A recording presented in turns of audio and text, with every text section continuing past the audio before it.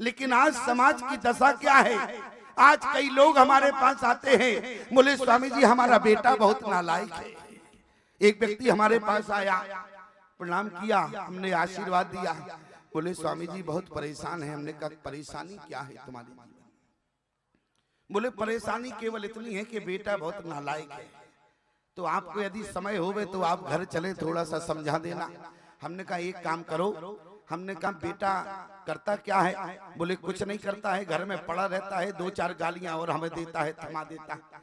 तो हमने कहा एक काम करो, यदि हम तुम्हारे घर गए और कहीं बेटे ने दो चार गालियां हमको थमा दी तो हम और बेइज्जती का सर्टिफिकेट लिए घूमेंगे। एक काम करो तुम बेटे को यहीं लाओ, यहीं समझा देंगे। बोले स्वामी जी बेटा यहाँ नहीं आएगा। हमने कहा बेटा यहाँ नहीं आएगा तो हम तुम्हारे घर भी नहीं जाएंगे। निराश हो गया, क्या करें? जैसी निराश हुआ, हमने कहा निराश मत हो, अच्छा एक काम करो, बेटे को न समझाएं, तुम्हें समझा दे, काम चल जाएगा। अरे बोले स्वामी जी तो हमें ही समझा दें, आप क्या उपाय है? हमने कहा उपाय केवल थोड़ा है, छोटा सा है। क्या है? हमने कहा ठीक 6 बजे आज हमारी रवानगी का दिन है और तुम घर जाओ और अपना बैग लगा के आ जाओ। बोले उससे क्या होगा? हमने कहा हम चित्रकूट जाएंगे और हमारे साथ गाड़ी में बैठ के चित्रकूट चलना, हम तुम्हें निर्मोही अखाड़े में भर्ती कर देंगे, नागा का सर्टिफिकेट दे देंगे। कहने का मतलब है तुम्हें 2 मिनट में बाबा बना देंगे। अब तुरंत हाथ जोड़ने लगा, बोले स्वामी जी अब रहने दो, अपना ही तो बेटा है, 2-4 गालियां देता है तो कोई फर्क नहीं पड़ता। लेकिन जरा विचार करना। हमने कहा अरे जिसका बाप हमारी बात नहीं मान रहा, क्या गारंटी है कि उसका बेटा मान जाएगा? याद रखना, यदि पिता अनुकूल होता है तब उसकी संतान उसके अनुकूल होती है, और जिसके पिता ने हमारी बात नहीं मानी, क्या गारंटी है कि उसका बेटा हमारी बात मान जाएगा? हमने कहा हमने तुम्हें समझा दिया। बोले स्वामी जी, बोले अब आपने तो उपाय बता दिया लेकिन कोई बात नहीं, अपना बेटा है, फर्क नहीं पड़ता। हमने देखा कि निराश ज्यादा हो रहा है। हमने कहा कोई बात नहीं बेटा, कथा के उपरांत हमें अपने घर ले चलना। और ठीक 6 बजे वे मंच से उतरा, उसने गाड़ी लगा दी। बोले स्वामी जी चले आप।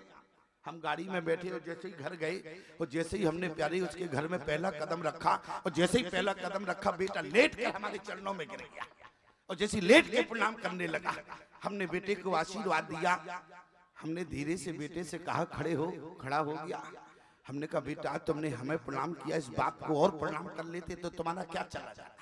अरे बोले छोड़ो बाप की बात, क्या बात करते हो आप? किस बाप को प्रणाम करने की बात कहते हो? याद रखना प्यारे, बाप को भगवान मानना और जो अपने माता पिता को भगवान मानता है, मैंने एक दिन निवेदन किया था प्यारे, जो अपने माता पिता के चरणों में झुकता है उसे समाज में किसी के आगे नहीं झुकना पड़ता है, और जो माता पिता के चरणों में झुकना नहीं चाहता है उसे समाज में दूसरों के जूते चाटने पड़ते हैं।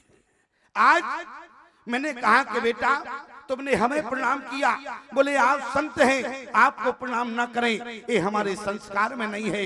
इसलिए मैंने कहा कि बेटा तो बहुत संस्कारी है। और पिता कह रहा था नालायक है, नालायक की बात क्या है?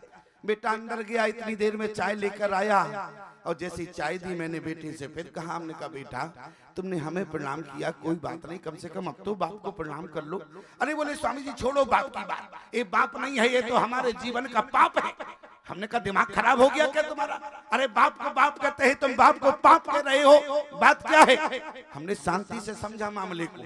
हमने कहा बेटा ये तुम्हारे बाप हैं। अरे बोले स्वामी जी ये कैसे बाप हैं? मैं इसी बाप की बदौलत हाई स्कूल में 10 बार फेल हो गया।